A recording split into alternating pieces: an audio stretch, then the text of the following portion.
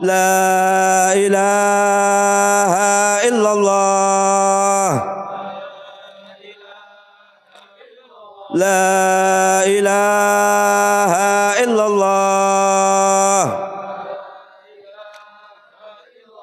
Kata beliau, siapa yang akhir umurnya mengucapkan la ilaha illallah dakhalal jannah, dia akan masuk ke dalam surga, akan berjalan di pelataran-pelataran taman surga, dia akan mencari di lorong-lorong surga mana yang bernama Maulana Muhammad. Engkau akan masuk di dalam taman-taman surga, akan engkau cari Badrul Budur. Di sana tidak ada orang yang mukanya hitam legam karena dosa. Tidak ada orang yang ahli zina masuk surga, saudara. Walaupun dia taubat di dahinya, kata Nabi, tetap ada catatan, tetap ada tanda ini orang dulunya ahli zina. Kalau ada orang yang ahli zina hadir maulid, cepat taubat, kumandangkan istighfar, minta ampun kepada Tuhan, minta ampun kepada Tuhan Muhammad, kepada Tuhan Maulana Muhammad, agar dosamu diampuni, kata Al-Habib Ali bin Muhammad Al-Habsyi. Waktu taubatmu adalah di bulan Maulid. Kalau engkau ingin diampuni Allah, ingin diampuni dosamu, wahai ahli zina, bacalah istighfar, minta ampun kepada Allah di dalam syahrul Maulid, di dalam bulan kelahiran Nabi Muhammad. Apakah anda telah tahu bahwasanya malam 12 Rabiul Awal jauh lebih utama daripada malam Lailatul Qadar? Ulama berpendapat, mereka katakan seandainya tidak ada malam 12, tidak akan ada malam Lailatul Qadar, tidak akan ada malam yang malamnya mustajab. Apabila tidak ada syahrul Maulid, apabila tidak ada bulan kelahiran Nabi Muhammad, maka dari itu bangkitkan kepercayaan anda. Kalau ada ajaran-ajaran yang anti Maulid, kalau ada ajaran-ajaran yang mengatakan Maulana Muhammad orang biasa, hati-hati anak yang sekolah, orang-orang yang kuliah, anda harus paham, diterangkan oleh ulama. Seandainya akal manusia sejagat diletakkan di sebuah timbangan, mulai dari zaman Adam alaihi salam hingga akhir zaman, diletakkan di sampingnya aqlu Rasulullah, diletakkan di sampingnya akal Maulana Muhammad la rojaha. Sungguh akal Nabi jauh lebih hebat daripada akal manusia sejagat, mulai zaman Adam alaihi salam hingga akhir zaman. Kalau ada orang yang mengatakan Maulana Muhammad orang biasa, tolong anda hadiri majlis-majlis semacam ini agar dikupas siapa itu Muhammadur Rasulullah, siapa itu Muhammadur Rasulullah, siapa itu Muhammadur Rasulullah. Tidak ada wanita yang berbahagia lebih daripada Sayyidatuna Aminah, ibunda Nabi. Jangan anda percaya bahwa ibunda Nabi di neraka itu ajaran sesat. Jangan anda percaya bahwa ayah Nabi di neraka itu ajaran sesat. Pasti dijaga rahim nenek moyang Nabi Muhammad daripada kekotoran. Mulai dari ayah beliau kana ala la ilaha illallah, kakek beliau Abdul Muttalib ala dini la ilaha illallah, dijaga oleh Allah Subhanahu wa taala. Kenapa? Sebab Allah Subhanahu wa taala menjaga cahaya suci. Cahaya ini yang dulu memberi pelajaran kepada malaikat untuk bertasbih. Sebelum ada nur Nabi Muhammad, qala Rasulullah sallallahu alaihi wasallam, kuntu nuran baina yadayillahi azza wa jal qabla an yakhluqa adama bi'alfai am. Yusabbihullah dzalikan nur wa tusabbihul malaikatu bitasbih. Sebelum ada nur Muhammad 2000 tahun, saudara, dengan hitungan tahun-tahun barzakh, tahun-tahun akhirat, dengan hitungan tahun-tahun syurgawi. Wa inna yawman inda rabbika ka alfi sanatin mimma ta'uddun. Satu sama dengan 1000 tahun. 2000 tahun Nur Muhammad membaca tasbih, membaca subhanallah wa tusabbihul malaikatu bitasbih. Adanya para malaikat karena belajar, adanya para malaikat membaca tasbih karena belajar dengan nur Nabi Muhammad. Nur ini konon berada di perut suci Sayyidatuna Aminah, berada di perut suci ibunda Nabi. Anda tahu wali kutub seperti Asy-Syaikh Abdul Qadir Al-Jailani, ketetesan satu tetes nur Muhammad sudah menjadi pimpinan aulia pada zamannya, saudara. Anda mengenal Abu Bakrin wa Umar wa Utsman sadat wa Ali sadatun as-sahabah. Kesemuanya memperoleh nur Muhammad bukan dari tetesan turunan, karena melihat wajhu Rasulullah, karena melihat muhayyan Nabi Muhammad. Ketika para sahabat memandang wajah suci Maulana Muhammad, memandang wajah yang penuh cahaya tadi, mereka tersiram nur Nabi Muhammad sehingga hati mereka dipenuhi dengan pemahaman la ilaha illallah Muhammadur Rasulullah sallallahu alaihi wasallam. Dijelaskan oleh pendiri At-Tariqatus Sanusiyah Sayyidi Muhammad bin Yusuf As-Sanusi, beliau katakan, kenapa para tabi'in ketika mereka belajar sebentar dengan sahabat, bertemu sahabat sebentar tidak bisa menjadi tabi'in? Disyaratkan tulul mukus, lama belajarnya. Tetapi kalau ada salah satu sahabatul Rasulullah, kalau ada salah satu talamizu Rasulullah yang mendapati masa-masa keemasan baginda Muhammad, yang melihat langsung seperti apa wajah Nabi, yang hanya bisa kita baca di dalam Syama'ilur Rasul, yang hanya bisa kita khayalkan di dalam khayal kita ketika kita mendengar para ajaran-ajaran para pembaca kitab-kitab sirah, para pembaca kitab-kitab maulid. Tidak ada yang bisa membayangkan persis wajah Nabi Muhammad, tidak bisa, kecuali orang yang mendapati zamanus sahabah.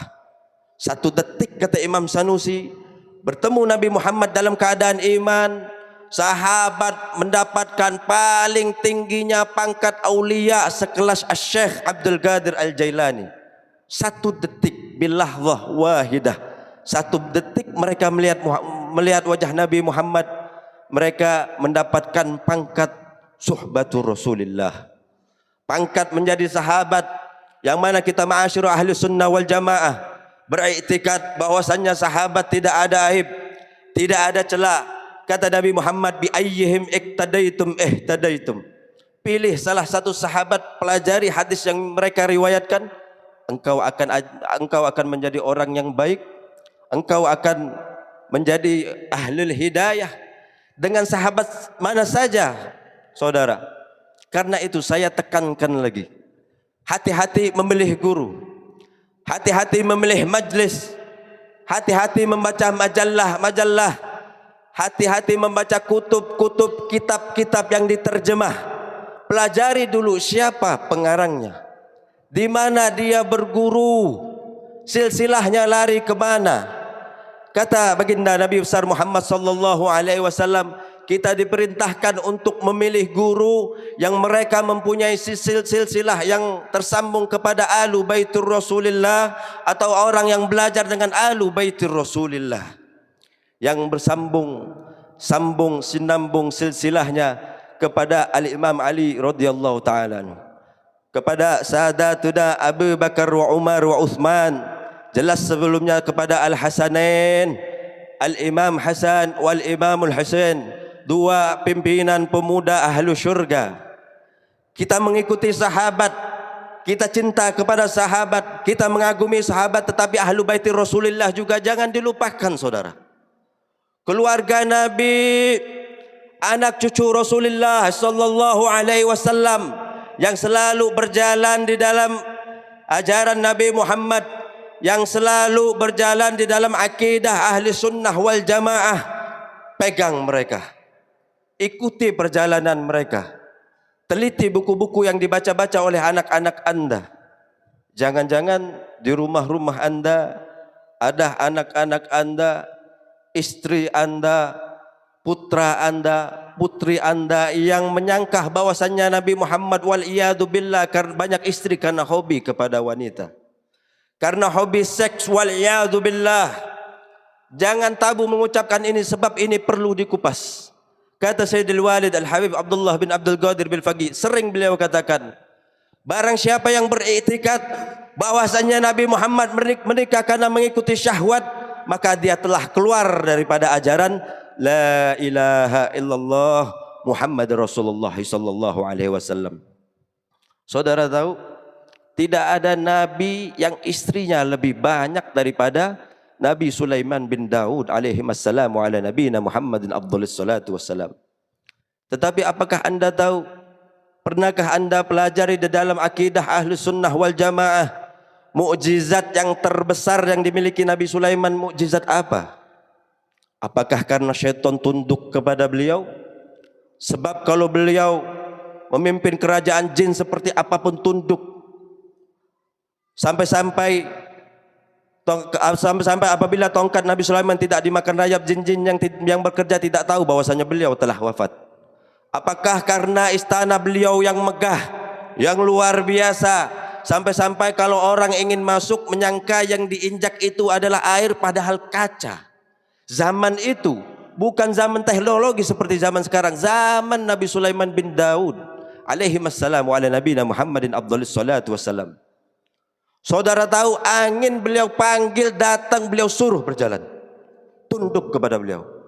Binatang beliau ajak bicara, mulai dari binatang kecil sampai ada di dalam Al-Quran suratun Naml, semut. Yang dimaksud adalah Namlat Sulaiman bin Daud alaihi wassalamu ala nabiyina Muhammadin afdhalus salatu wassalam.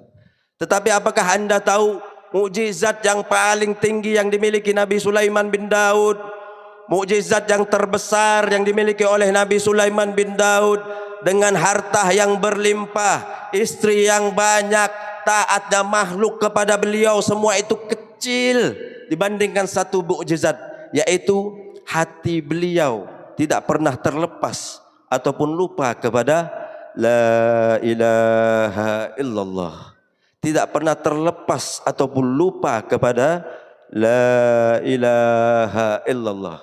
Sedangkan beliau memimpin rakyat beliau, hati beliau tetap berzikir, kumandang zikir la ilaha illallah. Ketika beliau mengunjungi banyak istrinya beliau, hati beliau tetap ala la ilaha illallah. Ketika beliau menyaksikan begitu banyak makhluk tunduk, beliau tetap ala la ilaha illallah.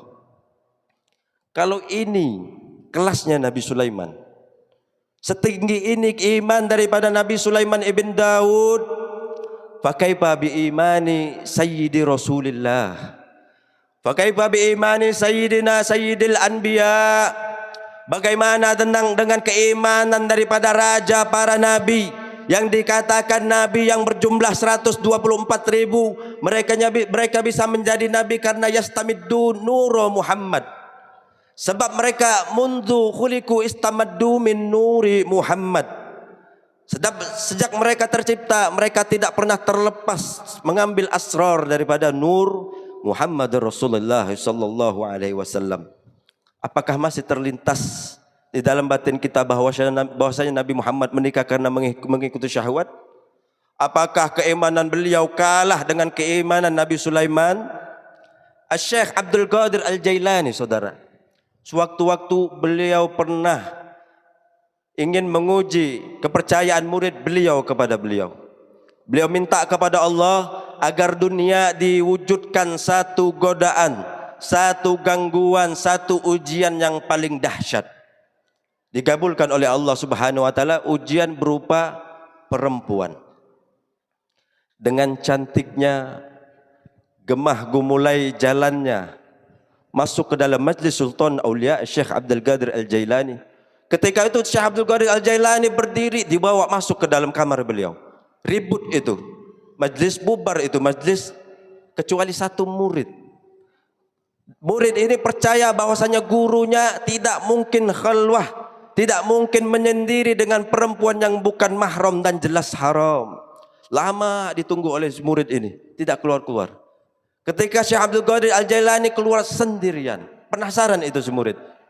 Kemudian dia buka kamar Sultan Aulia Syekh Abdul Qadir Al-Jailani, kosong melompong. Tidak ada laki-laki, tidak ada perempuan, tidak ada makhluk apa jua di situ. Kemudian si murid bertanya kepada Syekh Abdul Qadir Al-Jailani, wahai guru, apa yang terjadi? Dikatakan oleh Syekh Abdul Qadir Al-Jailani, saya minta kepada Allah untuk menguji keimanan saya, apakah masih terikat kepada ujian terberat dari Allah Subhanahu wa taala. Sekedar tambahan, menurut kaum sufiyah, hijab menuju Allah Subhanahu wa taala ada 4, saudara. Hawa, nafsu, syaitan dan dunia. Barang siapa bisa melewati 4 hijab ini, maka dia menjadi waliyun min auliyaillah. Dan barang siapa tidak bisa mengikuti atau melewati 4 hijab ini, jangan harap menghirup, jangan harap bisa mencium bau-bau kewalian. Kata Syekh Abdul Qadir Al-Jailani, saya minta kepada Allah untuk menguji keimanan saya dengan godaan yang dahsyat, godaan yang kuat, yaitu kaum Hawa. Ternyata sedikit pun, setetes pun ketertarikan saya kepada kaum Hawa sudah tidak ada. Fa idza kana hadza imanul Jailani. Kalau sudah seperti ini ketinggian daripada keimanan Syekh Abdul Qadir Al-Jailani, fa kaifa bi imani Rasulillah, fa kaifa bi imani Muhammad ibn Abdullah. Kalau Anda mengerti dengan apa yang saya bicarakan, kalau Anda mendengar bahwasanya Nabi Muhammad diberitakan kepada orang yang gila wanita, sadarkan mereka yang berbicara, biarkan mereka mendengar kesucian daripada ajaran-ajaran Islam, biarkan mereka mendengarkan kesucian daripada ajaran akidah Ahlus Sunnah wal Jamaah. Kalau jauh tidak kenal dengan Rasulullah sallallahu alaihi wasallam. Orang yang pagi membaca kitab, siang membaca kitab, sore membaca kitab, malam juga membaca kitab, masih jauh daripada mengenal Muhammad Rasulullah. Anda tahu orang yang paling alim setelah Nabi Muhammad, orang yang paling alim ba'da Maulana Muhammad, yaitu Al-Imam Ali radhiyallahu taala anhu wa karramallahu wajhah. Beliau orang yang paling alim setelah Rasulullah, bi syahadati Rasulullah sallallahu alaihi wasallam, ana madinatul ilmi wa aliyun babuha. Hadis masyhur, hadis terkenal ini. Aku kotanya ilmu, kata Nabi, dan Sayyidina Ali adalah pintunya. Ketika Sayyidina Ali sedang bersama Sayyidina Umar bin Khattab, kalau Anda ingin tahu gelar daripada Sayyidina Umar bin Khattab adalah Sayyidul Muhaddatsin, bukan Sayyidul Muhaddisin. Kalau Anda baca di kitab Manaqib ada kalimat muhaddas, baca muhaddatsin bukan muhaddisin, yaitu pimpinan para aulia mendapatkan ilham langsung dari Allah Subhanahu wa taala. Sehingga 3 ayat yang belum turun, beliau telah tahu apa yang akan turun. Disebut Maqamul Muhaddatsin. Beliau pimpinannya, Sayyidul Muhaddatsin. Ketika itu Sayyidina Ali dengan Sayyidina Umar bin Khattab.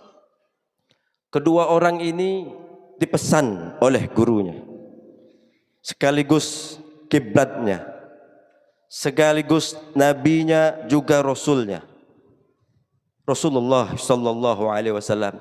Ya Umar wa ya Ali, wahai Umar dan Ali, kata Nabi, kalau kalian bertemu dengan orang yang ciri-cirinya ini dan itu, yang bernama Uwais Al-Qarni, mintalah kepada dia untuk memintakan ampun kepada Allah Subhanahu wa taala. Minta kepadanya untuk membacakan istighfar, karena doanya tidak akan ditolak oleh Allah Subhanahu wa taala.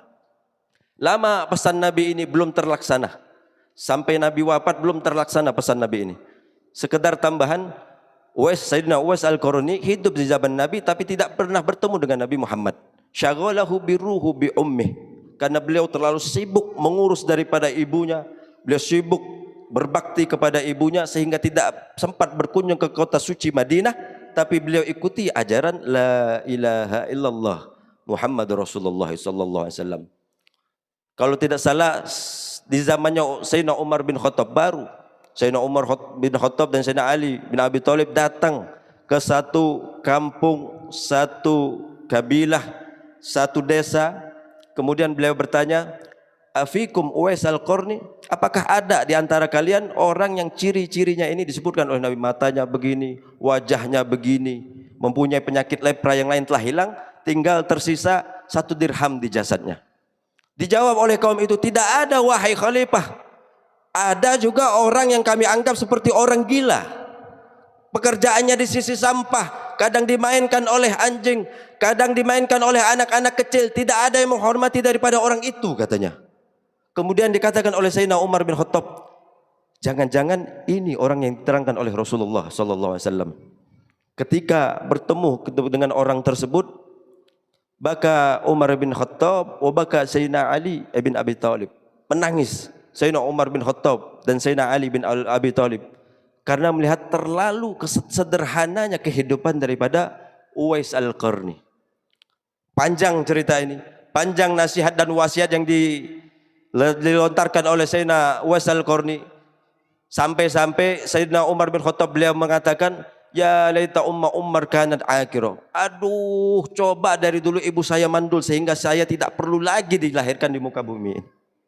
Terakhir yang saya ingat daripada pesan Uwais Al-Qarni, Ya Umar wa ya Ali, wahai Sayyidina Umar dan Sayyidina Ali, engkau berdua tidak mengenal Rasulullah sallallahu alaihi wasallam, tidak mengenal Nabi besar Muhammad, kecuali hanya bayang-bayangnya saja, saudara.